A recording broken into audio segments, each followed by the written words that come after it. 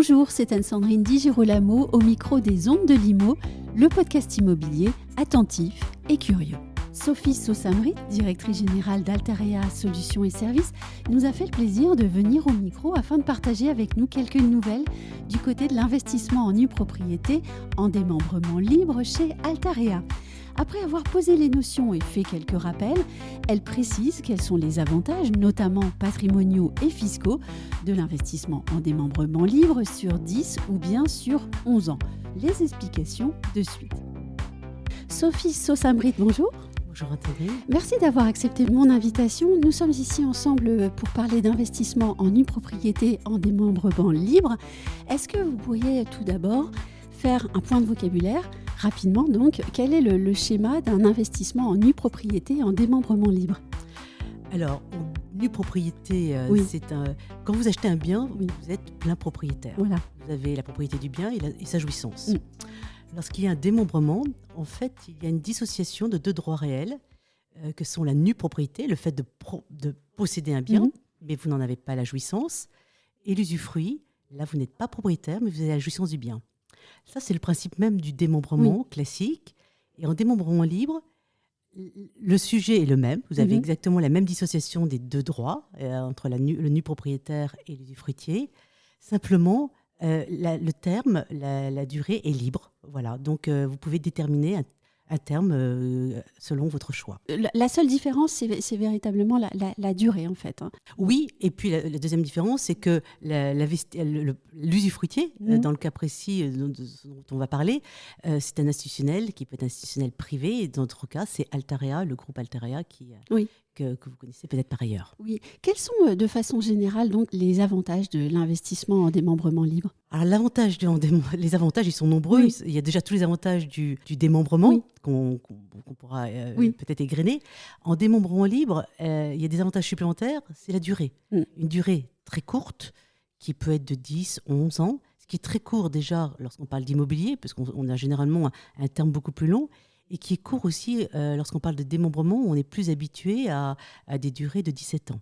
Est-ce que pendant la période d'usufruit, on est bloqué ? Alors, on a en fait un terme, on doit conserver son bien pendant la durée de l'usufruit, mais qui est courte. Et l'investisseur le sait à l'origine lorsqu'il se projette dans cet investissement. Il n'y a donc pas de liberté de revendre pendant la période d'usufruit ?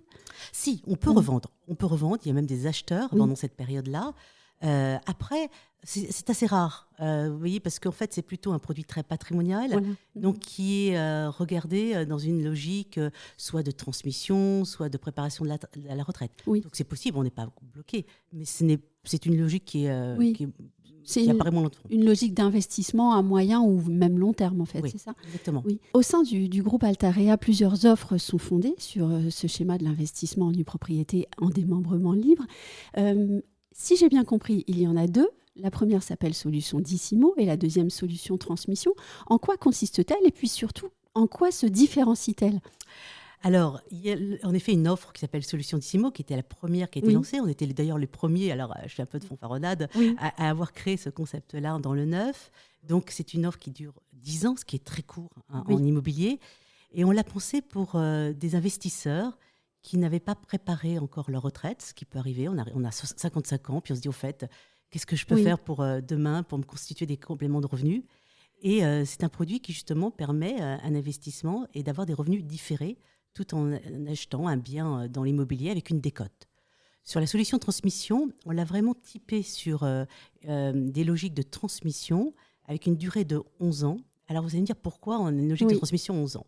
Parce qu'on a le Code général des impôts qui prévoit dans un article 669 que l'usufruitier, l'usufruit vaut, quand il y a un terme défini, ce qui est notre cas, il y a 11 ans, il vaut 23% de la valeur en pleine propriété pour une durée de 10 ans. Et cette durée de 10 ans, elle ne dépend pas de l'âge de l'usufruitier et elle n'est pas fractionnable.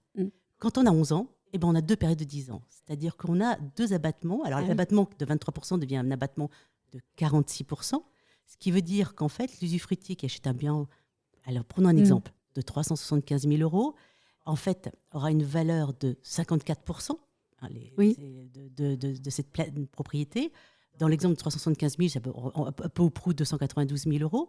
Supposons que cet investisseur a 2 enfants qui veulent leur transmettre le bien. vous savez que tous les 15 ans, on peut donner à ses enfants un bien hors droit jusqu'à 100 000 euros, donc ça fait 200 000 euros qui viennent en déduction de ce bien. Et après, la base taxable au titre des droits de mutation à titre gratuit, elle s'appuiera sur le solde et donc ça fera un montant qui sera très faible. Et dans le cas précis, on l'a calculé, ça fait à peu près 125 euros. C'est très différent d'un bien que vous auriez en pleine propriété, que vous auriez payé 375 000 euros, alors que dans mon cas, il y a une décote de 22%, donc vous l'auriez payé 292 000. 375 000 euros, je le cède, je le donne à mes enfants. J'ai un abattement de 200 000, mais là, mes droits ne sont pas calculés sur une base de 2 200 euros, mais sur 175 000 euros. Donc, on voit que les droits de mutation sont plus adoucis dans la solution transmission. Et c'est d'ailleurs souvent toute la question pour les propriétaires et les investisseurs, cette question-là. Hein. Donc, elle est centrale. Elle est centrale parce que, et vous savez, il y a eu une étude qui a été faite que je trouvais très intéressante sur les investisseurs. Pourquoi j'achète de l'immobilier ? À 87%, ils disent « j'achète pour transmettre ». Oui. Et c'est en lisant ça, je me suis dit, mais en fait, il y a quelque chose à créer, à construire, et qui soit une version plus optimisée pour l'investisseur qui s'inscrit dans cette logique, et ils sont nombreux. Oui, on achète sa résidence principale pour garantir un logement au moment de la retraite. Et quand on achète des biens immobiliers au-delà de la résidence principale, on pense à ses enfants et à la transmission. Hein, c'est bien ça. Exactement, oui. Est-ce qu'il y a quand même des contraintes à ces solutions pour les investisseurs ? Alors oui, en démembrement, la contrainte, alors soit on achète en cash, et là, il faut bien sûr avoir une somme à placer, soit on achète à crédit, et évidemment, on a une mensualité, mais le pendant, c'est qu'on n'a pas de revenus. Voilà. Pourquoi on n'a pas de revenus ? Parce qu'on a une décote. Oui. Et la décote, si je voulais faire simple, c'est en fait la somme des loyers que je suis sûre de percevoir sans l'aléa d'un locataire qui ne serait pas là, qui ne paierait pas.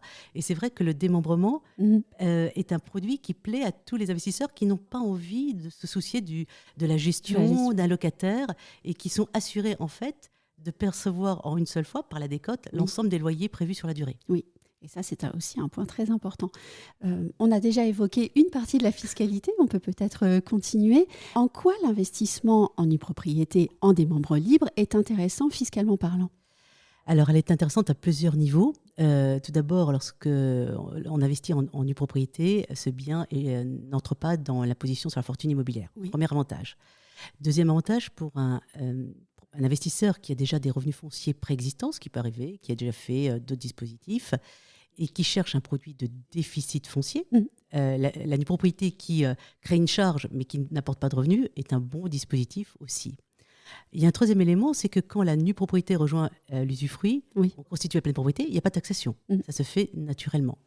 Et puis, en termes d'imposition sur la plus-value, si au terme, l'investisseur souhaite vendre son bien, il y a un avantage parce que en fait, la valeur qui va être retenue pour calculer la plus-value, c'est la valeur du bien au moment de l'achat quand il était en pleine propriété et non pas en nue propriété. Donc, c'est-à-dire que la base taxable va être réduite et la plus-value d'autant. Voilà. Vous me semblez décrire une situation idéale en fait pour l'investisseur en fait, au regard de la fiscalité française. C'est un produit couteau suisse. Moi, j'aime beaucoup. C'est un produit qui peut répondre à plusieurs problématiques patrimoniales. C'est d'abord l'acquisition dans un très bel actif, c'est ça qu'il faut retenir. Et c'est vrai qu'il s'intègre bien dans une logique globale d'un client qui peut avoir des préoccupations sur son imposition de patrimoine ou imposition sur les revenus. L'époque est très difficile pour les propriétaires immobiliers frappés par les obligations de rénovation énergétique. Alors je dis frappés, c'est peut-être excessif, mais enfin les obligations de rénovation énergétique sont très importantes et elles pèsent sur les propriétaires. Les investissements proposés par Altarea sont à faire dans le neuf, donc au sein de son parc. Est-ce que vous avez pu constater un intérêt des investisseurs pour ce type de solution en raison principalement de l'absence de contraintes énergétiques et puis aussi de la certitude de pouvoir disposer de son bien et de pouvoir continuer à le louer dans les années futures? Tout à fait. Alors, la loi climat et résilience qui a évidemment imposé... moi, je dis que c'est une vraie chance pour les investisseurs qui achètent dans le neuf. Oui, donc je ne devrais pas dire frapper. Non, c'est une vraie chance à plusieurs niveaux. Tout d'abord parce qu'on est assuré, quand on achète et qu'on se porte investisseur, on a bien sûr le sujet du budget. Et le budget, il n'est pas forcément élastique. Donc, l'enjeu, c'est de ne pas avoir à remettre au pot, pour parler de façon très commune. Si, à un moment donné, j'ai envie de vendre, donc, ou si j'ai envie de louer. Oui. Et on sait que certains biens dans l'ancien vont être frappés à un peu d'obsolescence, soit parce qu'ils ne pourront plus être loués, soit s'ils devaient être vendus, se verraient frappés d'une décote. Oui. Quand on achète dans le neuf, on est prémuni de ça, donc on maîtrise son budget. Il y a un deuxième élément, je pense, aussi qui est important, c'est quand on est investisseur, les locataires, avant, on ne regardait pas forcément beaucoup les charges. Aujourd'hui, c'est un élément extrêmement puissant, et ça, c'est un élément aussi à prendre en considération. Et souvent, pour assurer un loyer de marché, on est obligé de réduire le montant du loyer quand les charges sont trop importantes. Donc, c'est à plusieurs niveaux, le fait d'acheter dans neuf a une vertu pour l'investisseur. Oui, une vertu patrimoniale aussi.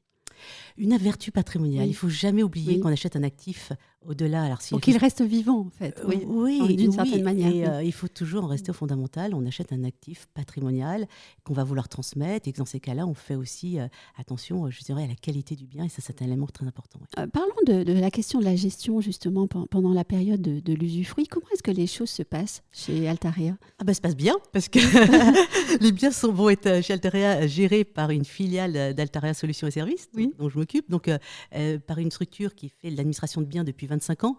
Oui. Donc, et ça veut dire que l'investisseur n'a pas à se préoccuper de la gestion du bien pendant les 10 ou 11 ans de la période d'usufruit. Oui. Donc, par exemple, les impayés locatifs, etc., tout ça est pris en charge ? Oui, tout ça est pris en charge par la structure d'administration bien qui gère pour le compte de l'usufruitier qui lui délègue cette mission-là. Oui. Et si on parle maintenant du locataire, quand il signe le bail, par exemple, pardon de ces questions naïves, mais est-ce qu'il est redevable de certaines obligations supplémentaires ? Alors, je pense par exemple à une obligation de quitter le bien si le propriétaire, à l'issue de la période de l'usufruit, souhaitait revendre le bien. Alors, je sais que, d'après ce que vous nous avez dit, c'est peu probable, mais comment est-ce que ça se passe dans le bail ? Alors, dans le bail, c'est un bail classique, un bail de loi 89, donc classique, qui est revalorisé chaque année en fonction de l'IRL. Donc voilà, on est dans un monde, je dirais, très, très, très, très classique. Et le locataire n'est pas du tout tenu de quitter en fait, le bien à l'issue. Le propriétaire lui donnera congé au terme du bail.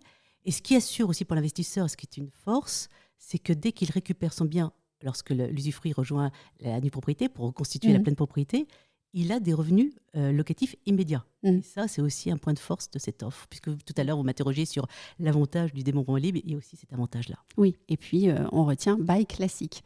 Tout à fait, voilà. Oui. Quels sont les programmes sur lesquels on peut investir en ce moment en choisissant chez Altarea cette solution du démembrement libre ? Sur des programmes qui sont des programmes patrimoniaux, donc à Nice, Nice Joya, un immeuble magnifique conçu par Fujimoto, donc très bel immeuble. Récompensé aux Pyramides d'Or, si je me souviens bien. Exactement. Et puis, on a aussi un programme qu'on vient de lancer à Menton.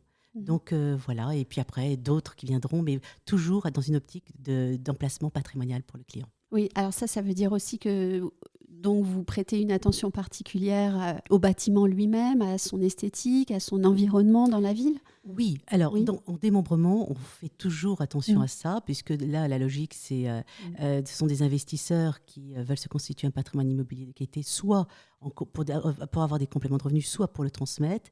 Et c'est vrai qu'on est très vigilant sur le choix de l'emplacement, sur la capacité aussi locative du bien à terme si le propriétaire est engagé dans un immobilier de rapport ou soit pour le transmettre après. Et donc, on est très vigilant sur la qualité et l'emplacement du bien. Oui. Et côté prix, alors, où est-ce que les fourchettes se placent ? Alors, la fourchette sur un bien en démembrement, elle se situe, alors une fois que la décote est opérée, donc les moins 20 quand on est sur 10 ans, les moins 22 quand on est sur 11 ans, on est dans des fourchettes entre 230, 240, 290. On peut aller même beaucoup plus haut. On a vu des biens qui étaient achetés à 400 000, 600 000 euros. En fait, mais je dirais la fourchette moyenne, c'est 250, 280 000 euros. Voilà. Est-ce que c'est un prix de marché ? Alors, qu'est-ce que le prix de marché ? C'est le prix, je dirais, moyen qu'un investisseur en nue propriété exerce. Voilà. C'est plutôt comme ça que je reformulerai votre question. Merci Sophie Sosamrit. Merci d'avoir accepté mon invitation. Et puis sans doute à très bientôt sur ces ondes. Merci à vous.